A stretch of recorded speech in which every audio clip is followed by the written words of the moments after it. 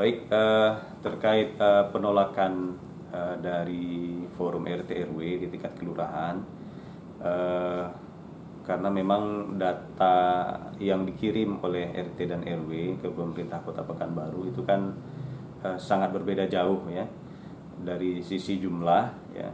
Misalnya gini, yang dikirim per kelurahan itu misalnya ada 3.000 ya, 3.000 data.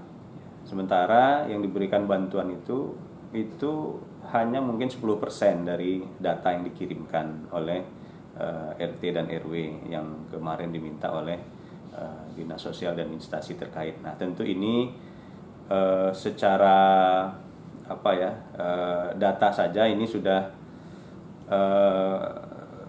tidak mengenakkan bagi warga, karena warga yang terdampak ini kalau kita mau jujur memang cukup banyak ya. Makanya kami sampaikan di beberapa media kemarin bahwa apalagi Kota Pekanbaru ini kan kota perdagangan dan jasa.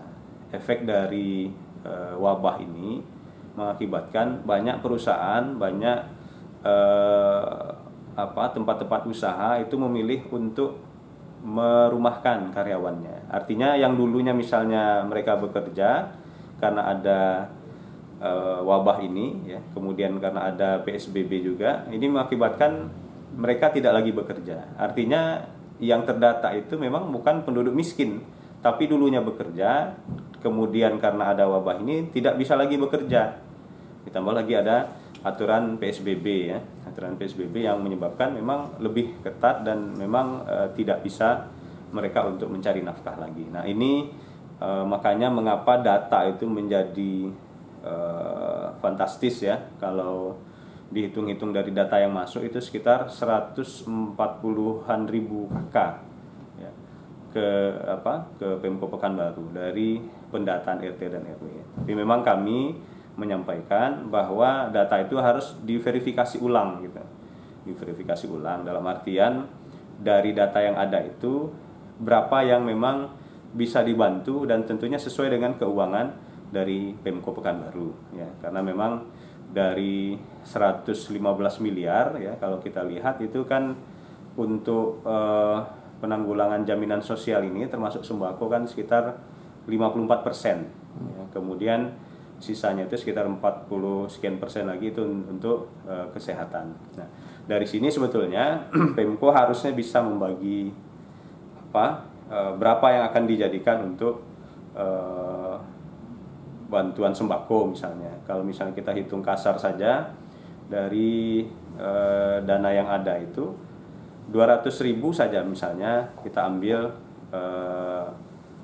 untuk bantuan sembako ya bagi masyarakat 1 KK itu untuk kali 100.000 misalnya sudah divalidasi, itu kan bisa hanya sekitar 20 miliar kali 3 bulan misalnya persediaan kita, berarti hanya 60 miliar gitu kan, 60 miliar 54% itu berapa miliar gitu. Nah, nanti hitung-hitungan sederhana seperti itu. Jadi kami masih melihat ya, ini ketika ada penolakan dari warga, dari tokoh-tokoh masyarakat ya, dari RT RW, ini mungkin wajar gitu, karena data yang diserahkan itu dengan bantuan yang ada itu sangat timpang ya, sangat jauh berbeda. Nah, kalau kami masih berpikiran positif ya, bahwa akan ada bantuan selagi setelah 15.000 KK ini diberikan. Nah, ini yang kita dorong kepada Pemko, ini yang kita tegaskan kepada Pemko segera untuk menyalurkan bantuan sisanya itu. Karena kalau kita hitung-hitung tadi itu sebetulnya bahkan kita bisa mengcover ya 3 kali lipat dari 15.000 yang kemarin disalurkan itu yang memang ditolak warga. Kenapa? Karena ya agak ini juga RT RW kalau misalnya diterima, sementara warga yang membutuhkan, yang menyerahkan data itu kan 3-4 kali lipatnya gitu. Kalau diterima, yang lain tidak dapat.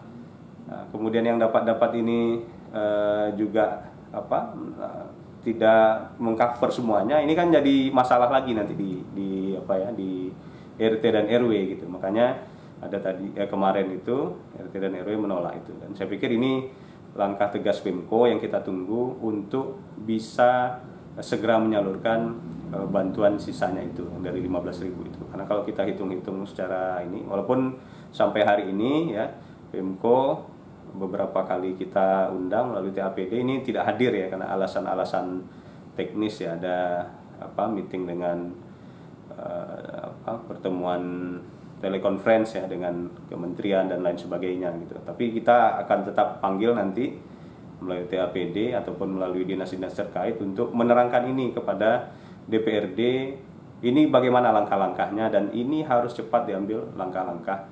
Karena kalau rakyat lapar, nah ini kejadian yang tidak kita harapkan, nauzubillah ya, mudah-mudahan tidak terjadi. Karena kalau orang lapar, ya bahkan di masyarakat itu sudah tersebar itu, baik mati karena corona daripada mati kelaparan gitu. Nah, ini kan sudah sangat payah berarti kondisi masyarakat kita. Ini harus jadi perhatian dari pemangku kebijakan di Kota Pekanbaru. Betul. Untuk catatan